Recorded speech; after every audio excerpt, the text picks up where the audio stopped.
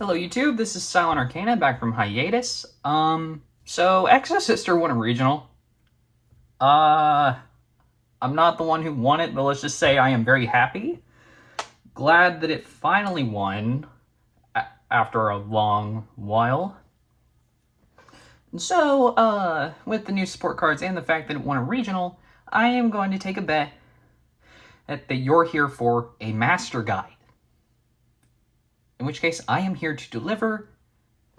I am technically an expert, so-called expert, because let's just say I know stuff about this deck that a ton of people get wrong.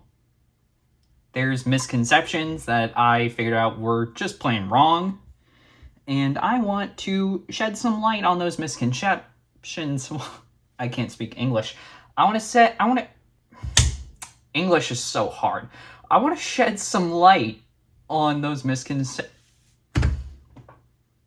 I swear, if this happens again, I am going to freak out. There have been some What the frick? There have been some misconceptions going around about this deck for a long time that I figured out were false. I'm here to shed some light on that and show you exactly, well, at least how I came about that those misconceptions were just wrong. So, yes, this is an Exosister guide. You have came to the right place. This is not a deck profile. There's a deck list, but this is not a profile. This will be a multi-part guide specifically focused on the Exosister strategy.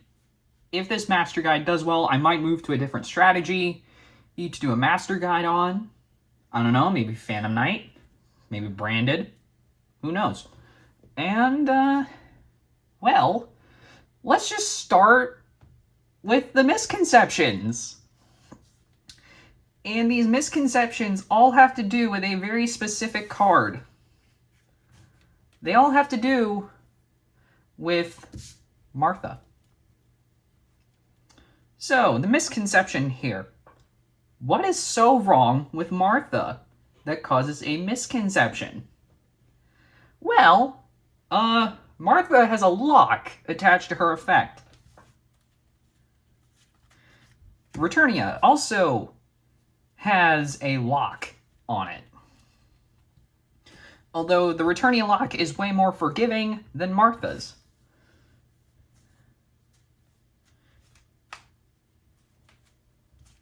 So, what do I mean by lock?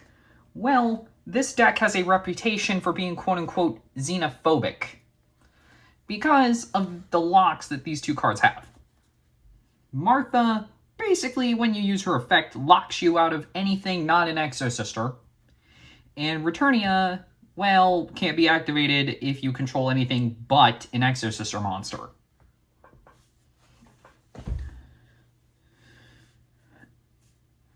And though I get why people would assume this deck is xenophobic, in fact, I actually agreed with that statement for a while, until, well, I started making some wacky Exosister variants because I was so desperate for a win that I came across something that no one else probably has. This deck is not as xenophobic as people would think, and there are ways to play around these locks. Returnia, not so much. You do lose Returnia regardless. Martha, you can play around Martha. So, let me just get straight to the bones of Martha. Martha's effect reads, if you control no monsters or only Xyz monsters, you can special summon this card from your hand, and if you do, special summon one Exosister Ellis from your deck. And you cannot special summon monsters the turn you activate this effect except Exosister monsters. And then her following effect is the archetypal Exosister effect, where if a card is moved, they basically Xyz summon.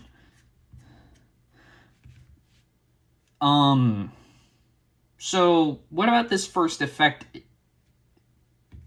well, obviously, you're locked out of special summoning anything not an Exosister.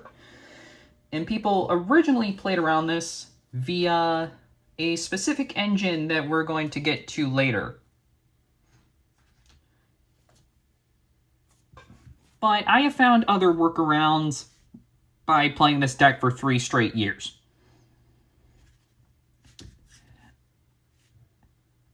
So, yeah, fair to say I know quite a bit about this deck. In fact, it's one of my favorites. I love this deck so much. I just love Xyz decks.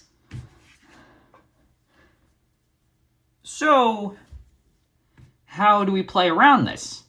Well, you need to sort of think outside the box. Yes, Martha is your best card. She gets the snowball rolling. But there are other cards in the deck that also get the snowball rolling besides Martha.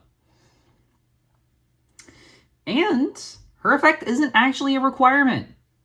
I know, hot take, fight me. But it's, well, if you can figure out how to get a bunch of Exosister monsters on the field en masse, you can actually just forget Martha's effect. Or in fact, you can even just cheat her out in other ways. For instance, Exosister Stella, Exosister Pax, and Vadis? Yeah, there's other ways to get her out besides just her own effect. But it's not just because she gets the snowball rolling that she's technically the best card. She's also the best card because her archetype effect is the most unique out of all the other ones. The other ones require your opponent to move a card from the graveyard. Martha does not. If a card's moved in general, she triggers. This is yet another reason why she's considered the best one, and I will agree. The other ones, low-key, are mid to trash, and are just engine requirements. However, I will admit, the 2-card combos that this deck can pull off, which actually allow you to play around this lock, are actually very good. Like, they are very good. In fact, there's even some 1-card combos that can actually play around Martha's lock.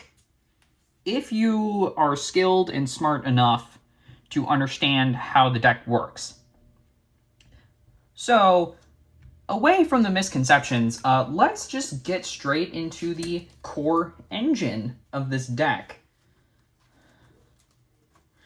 In which case, the core engine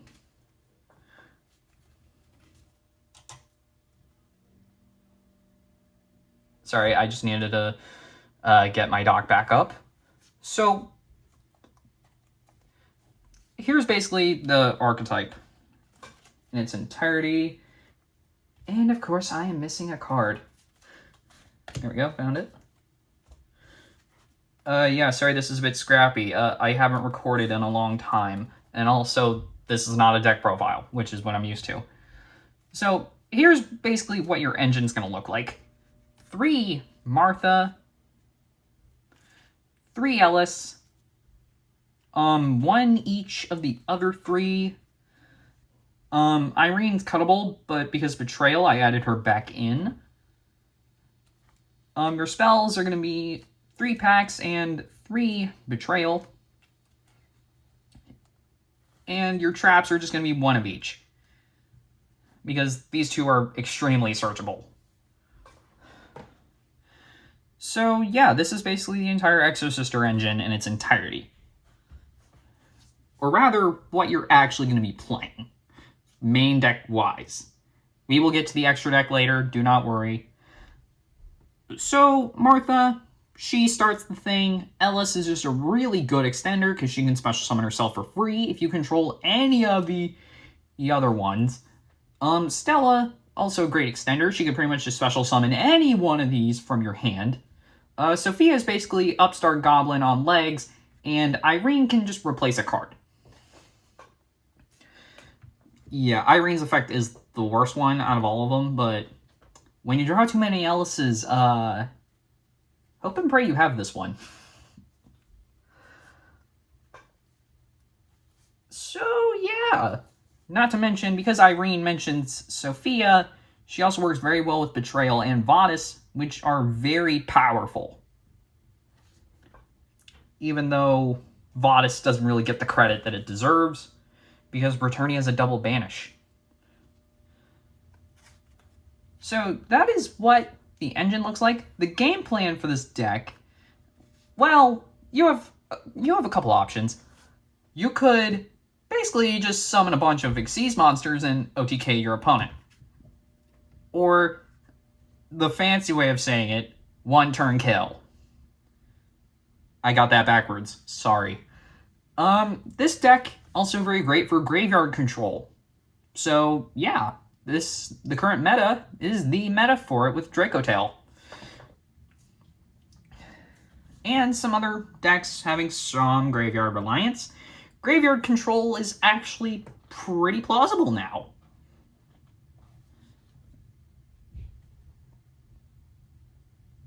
So, yeah.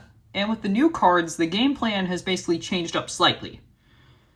In which case, you want to control the graveyard as much as possible. Basically, just making sure something leaves the graveyard that you can trigger all your Exosisters. And again, the Xyz monsters for this deck are very above average. Like, they are very good. So, enough of the game plan. Let's get to the specific cards of the archetype. In which case, we are just straight up going to be reading their effects. Because understanding what your cards do is key to understanding a deck. So, Martha, we already covered her. Her effect is obvious. She basically just special summons herself and an Ellis from deck at the cost of locking you out of everything. Though, again, you could play around that. And she has the best of the archetypal effects, which is rank up when a card moves from the graveyard. Speaking of Ellis, we have her right here. Ellis, she's a 3-of, along with Martha, because, well, she pairs with Martha. You need as many Ellises as possible for Martha's effect to resolve, and she's also a very good extender, being able to special summon herself for free. And the archetypal effect for her and the rest of the Exosisters, minus Martha, is basically, well, rank up whenever your opponent moves a card from the graveyard. Now you see why people were complaining when Betrayal got mistranslated, and why everyone says Martha's the best one.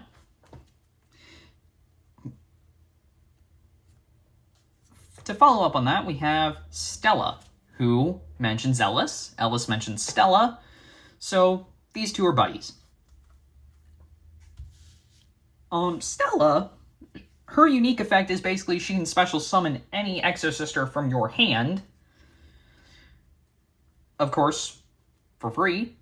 And if you control Ellis, you gain 800 life points. Same thing goes for Ellis. If you special summon her with her own effect and you control Stella, you gain 800 life points. Why does that matter with the new time rules? Well, it actually does not relate to the time rules at all, and it actually relates to your spells and traps, because some of them have life point costs. So these life point gain effects are actually to counterbalance and offset the cost, which again is very great, and it actually comes in handy. Though I will admit, the gain 800 effect goes slightly unused, because again, life points don't really matter until the end.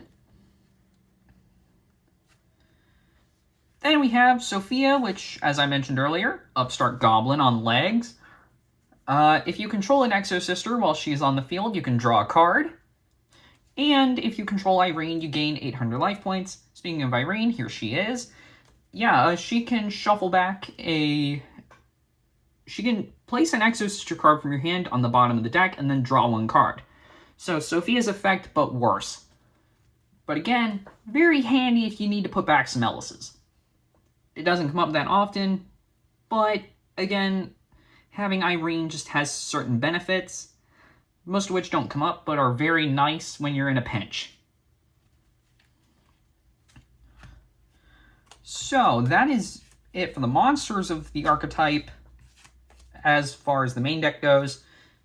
The spells, in which case we truly only play 3, but there are more spells that I will talk about. In which case those cards are Pax, Betrayal, and the 2 other ones that I don't have with me right now, Carpe Diem and Armament. So, Pax. Pay 800 life points and you have a Rhoda/E-Telly. Pax can literally just add an Exosister card from your deck to your hand, and if it's a monster and their sister is on the field or in the graveyard, you can special summon it. Basically, yeah, it's pretty much just an E-Telly. That's also a Rhoda. Betrayal. This fixes nearly everything. Let's see, consistency. You can add 2 Exosisters from your deck to your hand at the cost of discarding a card. Not that bad. You get an extra normal summon off of this too, by just targeting an Exosister on your field. Normal summon the partner from your hand. So in which case, say you control a face-up Martha and you have no Ellis, and you have an Ellis in your hand. Just Betrayal, normal Ellis. That's basically the demonstration for Betrayal's effect. Now, the last effect on this specific copy, which is the Burst Protocol copy, is written wrong. However, it has been errated, so use the official database for the effect, not what's printed on here. But basically, what its last effect does is whenever a monster is sent to the opponent's graveyard, they have to banish one of them.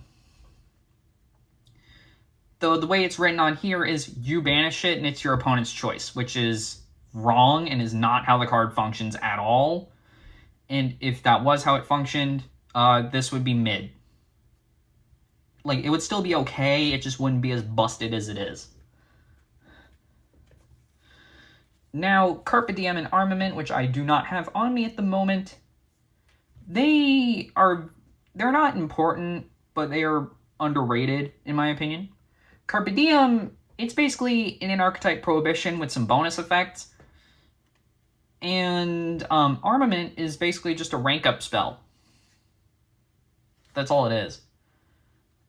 But again, those cards are slightly underrated, and I honestly just don't play them because, well, the only effect I really used on Carpe Diem was its prohibition effect. But again, with Carmel, you don't need Carpe Diem anymore. And also, back row pops really just aren't that great of an effect anymore. And the protection it gives your Exosisters is just monsters special summon from the graveyard can't, like, destroy it or whatever. And Armament, it's a quick play spell. It's slightly slow. Your opponent needs to control a monster from the graveyard in order for it to activate. Because I don't have them on hand, if I'm ever wrong, you cannot quote me on this. You can also just tell me if I'm wrong in the comments, please. Thank you very much. And I honestly just feel like you don't need them. You can play them, but you don't need them. And to follow up with the traps, well, again, we just played the 2. 1 each, Returnia and Vadis. So Returnia is a double banish, or it could be a banish and a rank up for 2 Exosisters. Basically take 2 Xyz monsters and make a Magnifica, or just take any 2 main deck monsters and make an Xyz. Vadis special summons 2 Exosisters, though they have to be a pair from your deck. You are locked out of the extra deck, except Exosister monsters, yeah. So this one also locks you, but it's not that bad. Because, well, out of all the strategies that we pair with this, I think only one of them ever special summoned from the extra deck during the opponent's turn, and you need IP Masquerena to do that. However, we don't really care about that lock effect, because with this, we've basically already just cooked our opponent. So yeah, both these cards, like Returnia is amazing, but it locks you before you can even activate it. Vadis is underrated. Like, it is just underrated. Fight me on that. With that being said, let's actually just get straight right into the...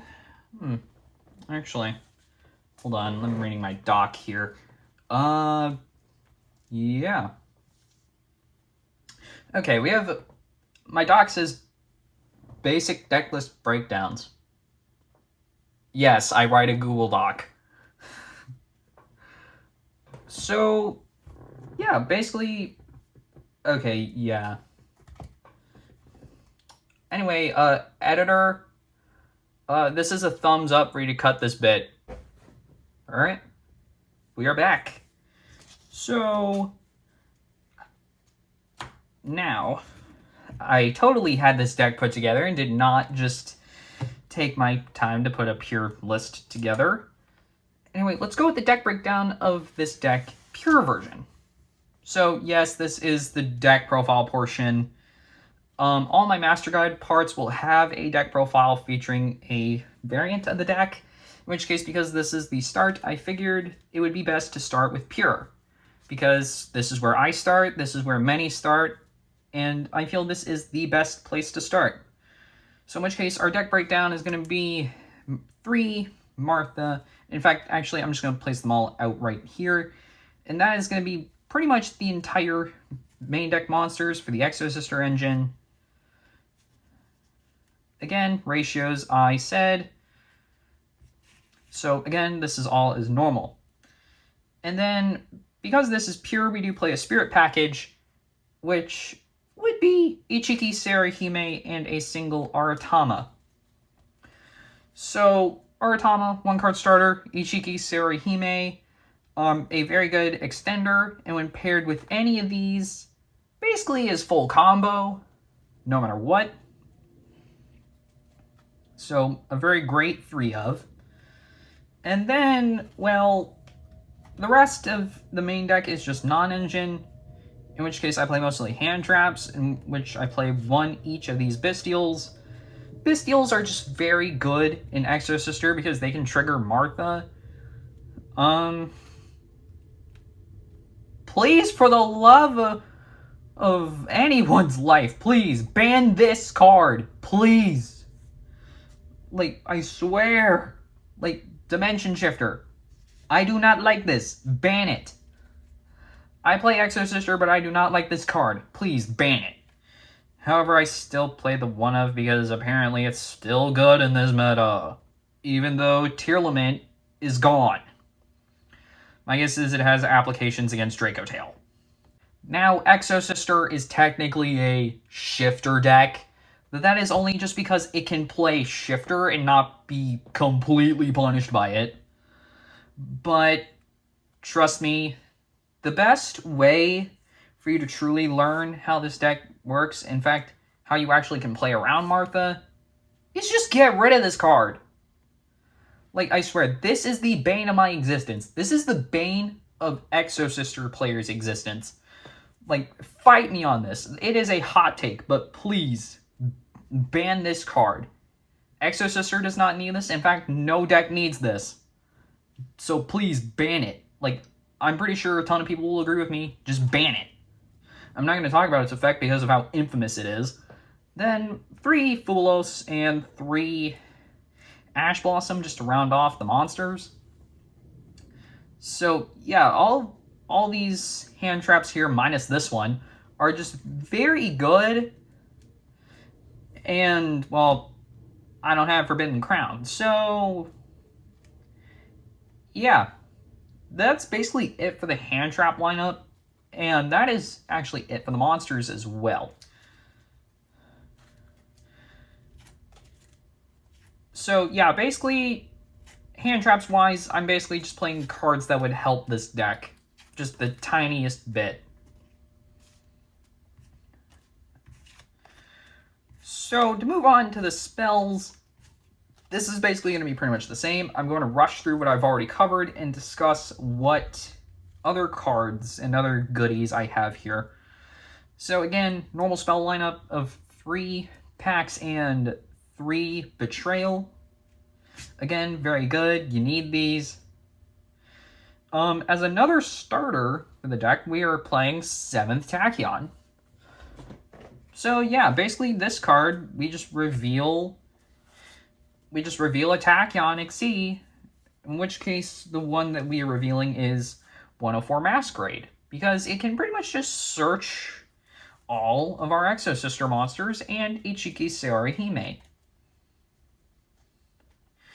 So yeah, the fact that it can basically search out most of our monsters minus our Tama and our hand traps is just peak cinema. And to replace Forbidden Crown, because I don't have one, I am playing 3 of the Fallen and the Virtuous. And the reason I play 3 of this instead of something like Infinite Impermanence or whatever, or Dominus Purge, honestly, I feel like Imperm is kind of a mid card right now. Like, in my opinion, it's just mid. And I don't have any of the Dominus cards, and Forbidden Crown is expensive as heck. So, I play this card instead. Basically, a pop that can replace itself. So, yeah. Basically, what the game plan with the Fallen and the Virtuous is we send Albion. We just send Albion to the grave. And then, during the end phase, Albion's effect will trigger, and we just get another Fallen and the Virtuous to activate. And we do play 2 Albion, so 1 Fallen and Virtuous, send, end phase, get another one, then send, get another one. So, yeah, basically, you just have a full-on pop loop with 3 Fallen and the Virtuous and 2 Albion. I feel like Fallen and the Virtuous is a decent replacement for Forbidden Crown if you don't have the funding for a Forbidden Crown. And then to round off the spell portion, I'm just playing 1 Called By, 1 Talent, and 1 Thrust. So Called By, very simple, stop hand traps. Talent, punish hand trap usage, which this deck already does to a degree. And Thrust, again, punish hand trap usage, while also being able to search for 7th Tachyon if we would like to. I don't see why you would. And, of course, our Thrust search targets in the side deck, and, most importantly, our traps, because they're normal traps. So we can just set these off with Thrust if we must. Which is, again, very great for this deck to just get to our traps, even if we are stopped.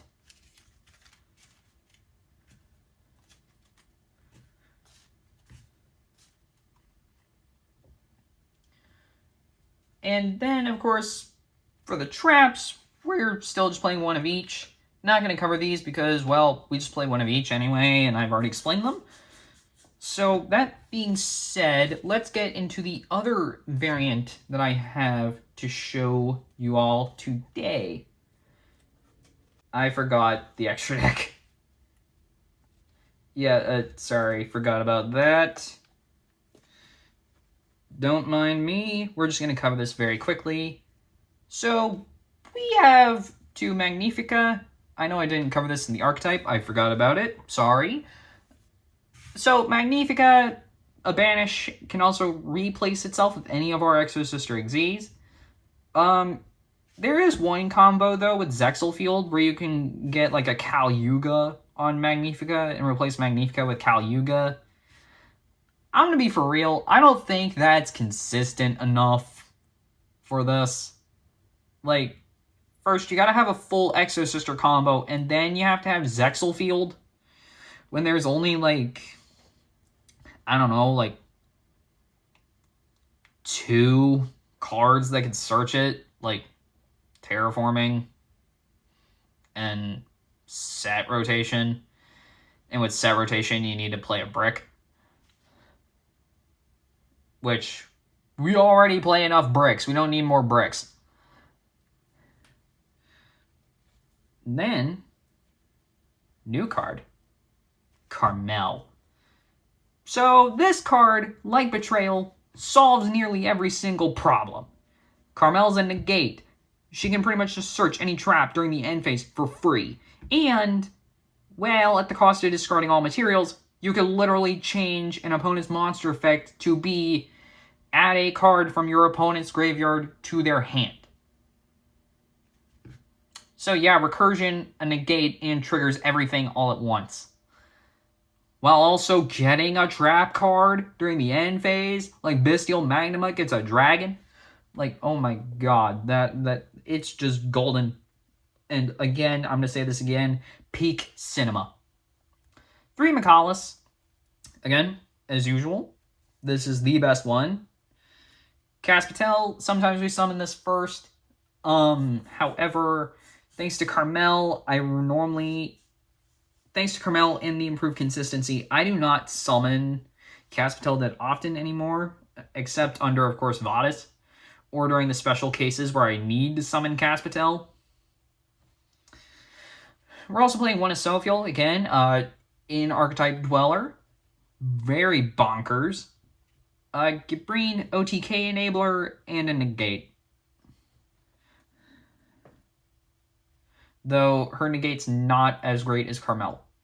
We're then just playing Zeus, because, well, it's an Xyz deck. Why wouldn't you play Zeus? 104 Masquerade to reveal off of 7 Tachyon, and Albion for our Fallen and the Virtuous.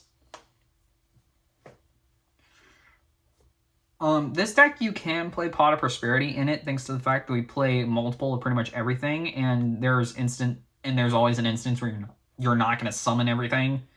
So, you can play Pot in this, but I don't play Pot because I feel like the deck's consistency is through the roof enough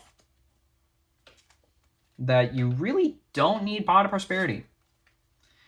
I mean, yeah, getting to dig through 6 cards is bonkers, but it's not as bonkers when you can literally add 2 specific monsters from your deck to your hand. You can search that via multiple means as well.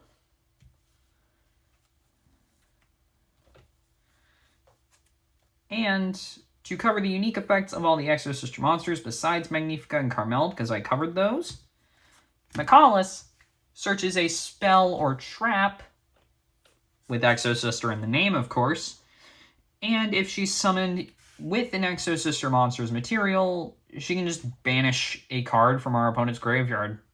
Or field, I think? Yeah, I think it's just the graveyard. Caspatel. Same thing as Michaelis. She's a searcher, only she searches monsters. And her effect, whenever she's summoned with an Exosister as material, she basically stops special summoning from the graveyard. Asophiel. She's a bounce, and if she's summoned using only an Exosister, she becomes a Abyss Dweller. Gibrine. She can detach material, and basically all Xyz monsters gain 800 attack. And her summon with an Exosister effect is she can just Veiler card. Yeah. We just use her for that OTK effect.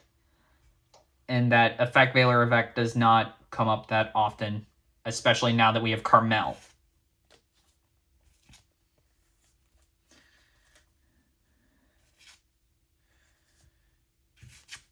And those other cards don't matter because, well, they're just really good generic staples for this, or we just use them for specific cards, in which case we use 104 for 7th Tachyon and Albion for Fallen. So, editor, another cue to cut.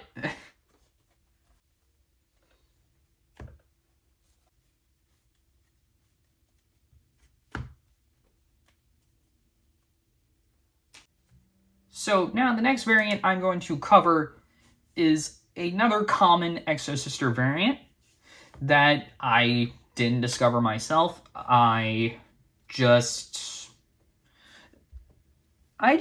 saw this variant and thought it was pretty cool, so I decided to do one myself. This list was inspired by fellow YouTuber Rogue Tier. I will leave a link to his channel in the description, perhaps. My deck list is partially inspired by Rogue Tier, but I also modified it slightly for Modern. Anyway, we're just going to get straight into this. So, yeah, ratios for the Exosisters are basically the exact same thing like the last list. So, just going to lay them all out.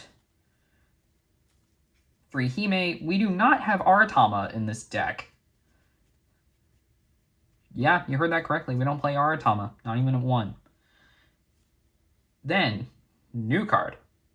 2 of the Bystial Lubellion. Basically, this just makes all our Bystials 3-ofs. In which case, we're still playing the same 3 1-of Bystials. Magnuma, Druisworm, Baldrake.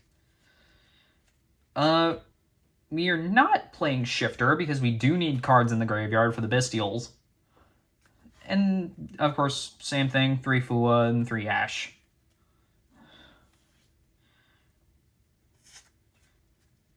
That is the monster bit of Exosister Bystial. Again, because this isn't like a brand new variant, I'm not going to talk about it that much because you can find other guides to Exosister Bystial. And again, this is just the starting portion.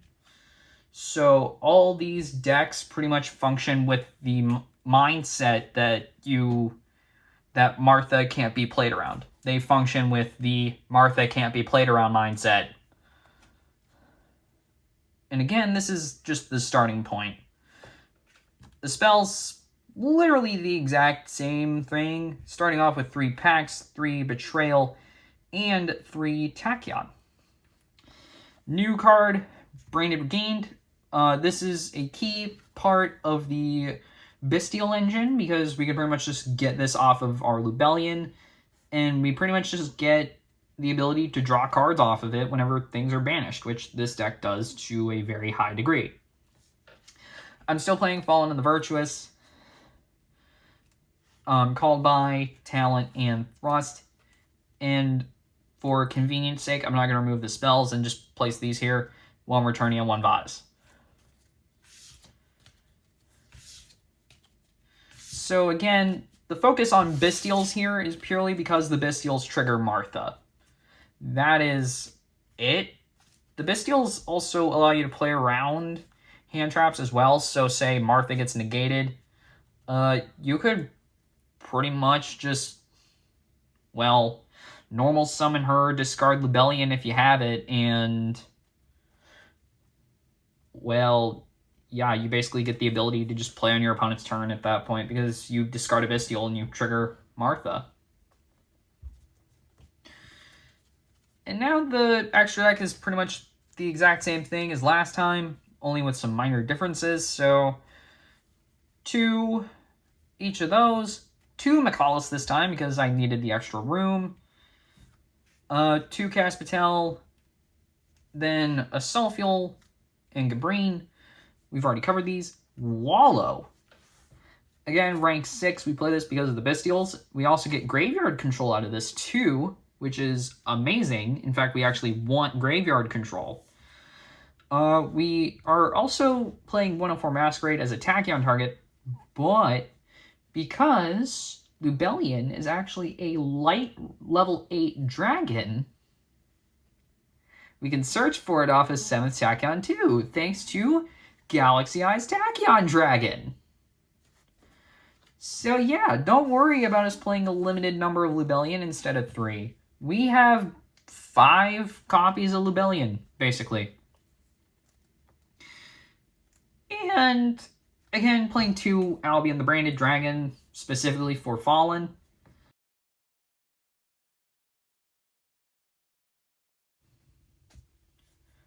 Here's a combo with just a single Martha. So, we use the effect of Martha, and we special summon her and Elis.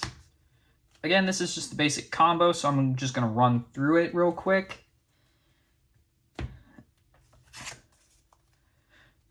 Then we use these two to make McCallus.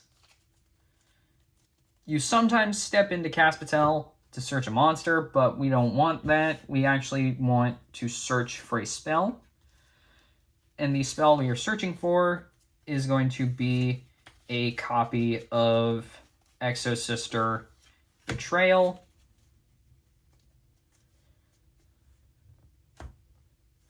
Oh yeah, right. We need to discard, so I'm just going to put a random card here. And this random card will just be Returnia.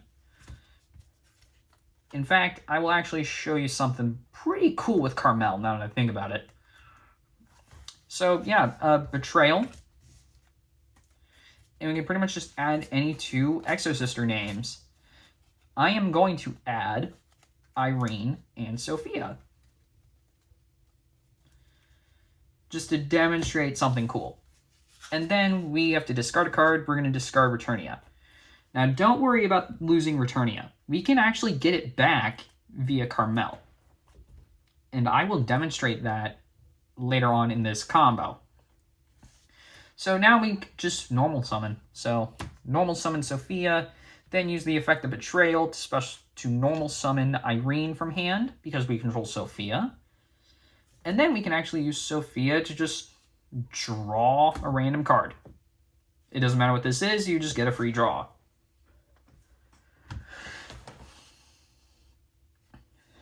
And now, hopefully you did not get nibbed here.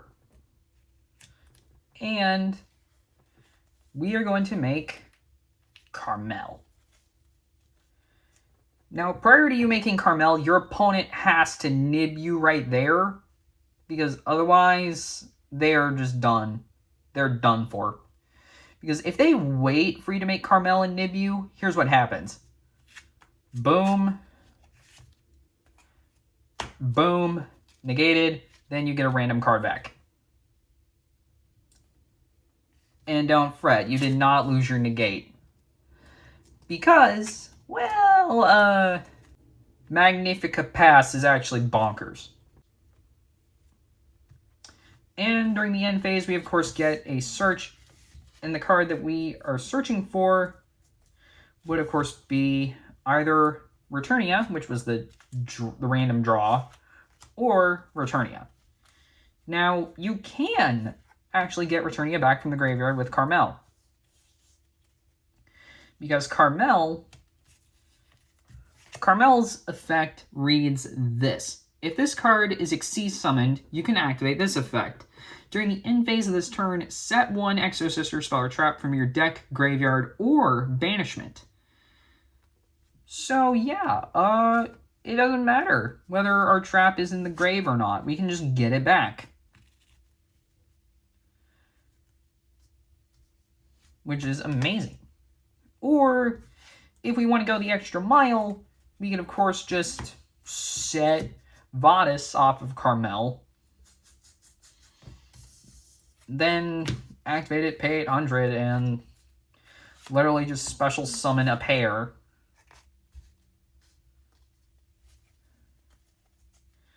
Then we of course have, like, we've got Banish.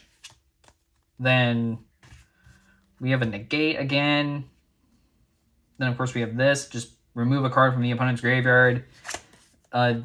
Or we can actually use this to get a card back if we wish. So like again, just show you a quick example.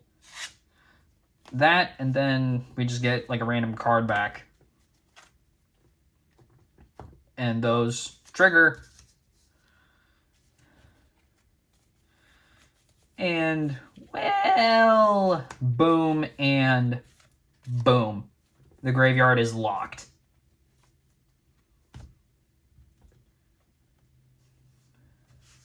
So that is just one copy of Martha. And we pretty much have something that is just Peak cinema.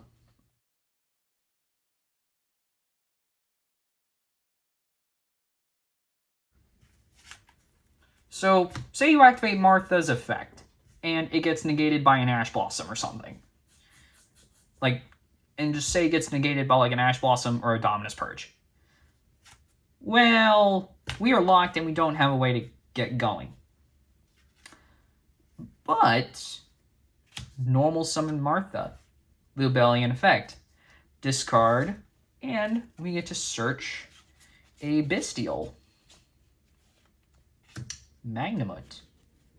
In which case, we're going to get Magnamut. That way we can search for another Bystial during the end phase. So yeah, we have Magnamut in hand. We're just going to pass our turn. Then our opponent's turn rolls around and we do this. Banish Lubellian. Special summon Magnamut. Martha's effect triggers. We get a rank up. We get Carmel. Or, in fact, we can actually get anything out of this. We could get a negate, we could get a banish, we could get a graveyard summon lock, we could get a dweller, or a bad negate. Yeah, it really doesn't matter. Like, the sky's the limit here with Carmel now. And the Bystials just propelled this deck that tiny little bit.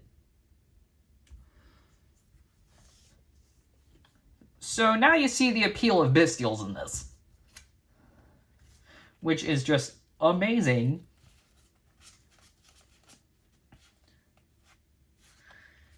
Now I'm going to actually shuffle this, and we are going to do a test hand.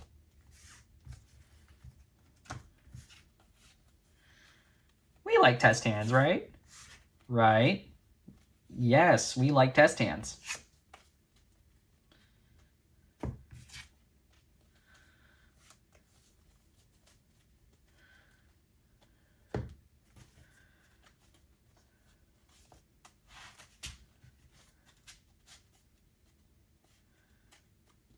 Now again, I am operating off the basis that you are just sticking to that misconception. Because again, this is just the start. And we all gotta start somewhere, right? So let's just start from ground zero. In which case, where everyone starts after watching just a quick Exosister guide. So just gonna shuffle quickly here. And yes, I pile shuffle. Fight me again.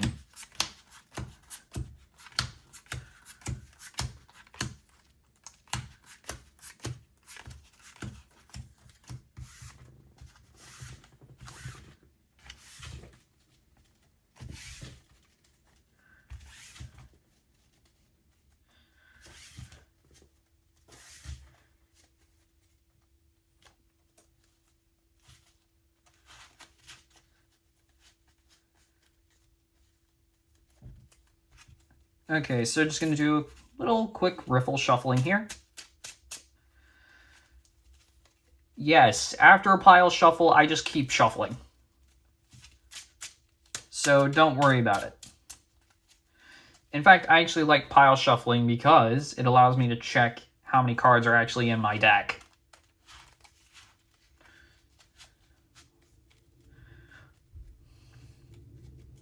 So just going to do quick shuffles. I'm going to cut. And now let's see what our first five are. And this will be a going first hand. In which case, we are going to draw in a cheeky Serihime, two Himes actually, Druid Worm, Semitachyon, and an Ash Blossom. So already this is busted. Anyway, let's get to it. So, we're just going to immediately activate Semitachyon. We're going to reveal our number 104 Masquerade. And now we can pretty much just search whatever we freaking want out of this deck. In which case, the card I am going to search for is going to be a copy of Martha. And funny enough, the first one I see is my Starlight Rare. So yeah, having a good day. And now we return a card, in which case I'm going to return this extra Saruhime. We do not need it. And now let's get to business. So we're just going to use the effect of Martha, special summon herself, and a copy of Ellis. Shuffle real quick.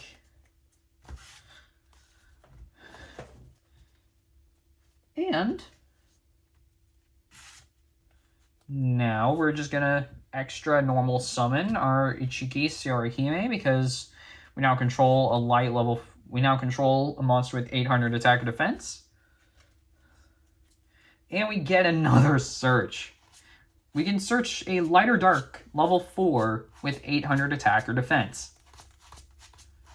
In which case, I am going to search for a copy of Exosister Sophia.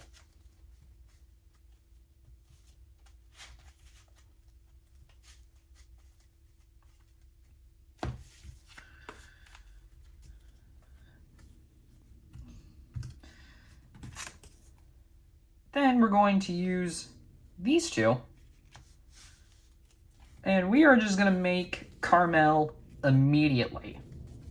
So now we are insulated from Nibiru. And now we can just continue playing.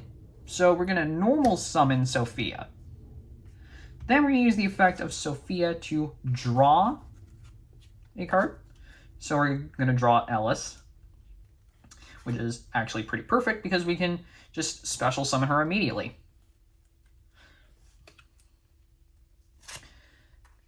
And then we're going to use these two. I'm actually going to use these two to make Michaelis.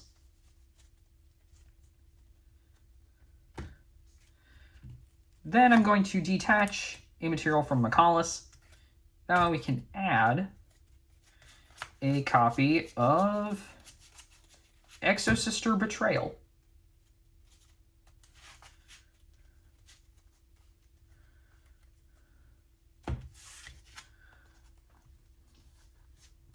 Gonna activate Betrayal, and we can search 2 Exosister monsters and then discard one.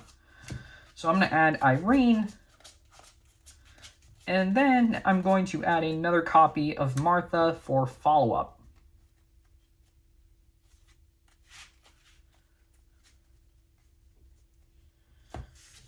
Then we're going to have to discard a card, in which case I will discard Druis Worm because we don't need Druis Worm. And Ash Blossom is a pretty good card. And so now we're going to use the effect of Betrayal targeting Sophia. Now you see why I kept it. We're going to normal summon Irene thanks to Betrayal. And now we have another Xyz summon we can pull off. So it doesn't matter what you summon here. I am actually going to summon Caspitel.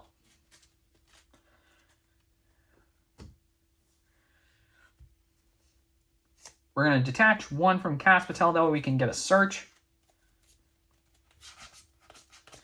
And the card I will search is going to be a copy of Stella.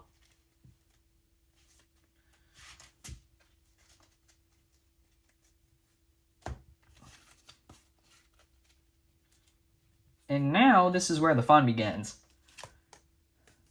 We're going to use these two to overlay for a copy of Magnifica. So yeah, and then during the end phase we have the effect of Carmel. And we have 2 broken options. We can either go for Vanis, that way we can get a Dweller, ideal for Dracotail, or the typical scenario, which is just set Returnia.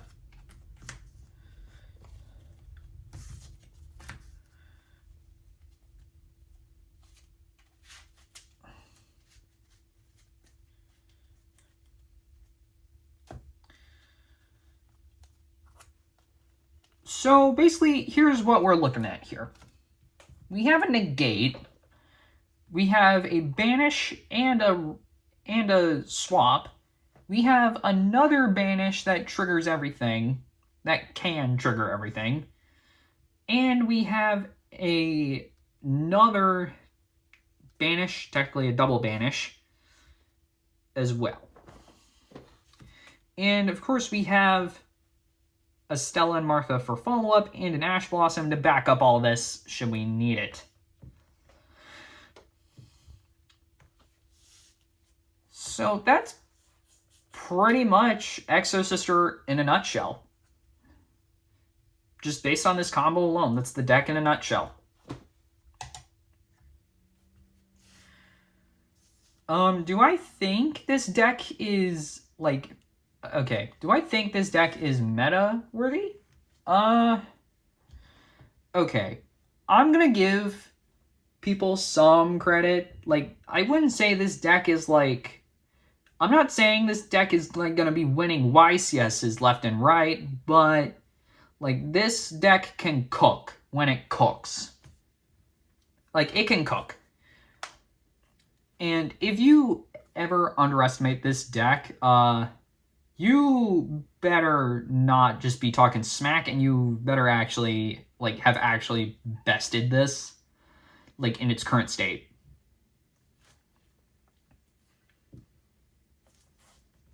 Now, am I just on the Exosister copium right now? Probably. Do I care? No. I love this deck so much. And I honestly wish people would give the deck more credit.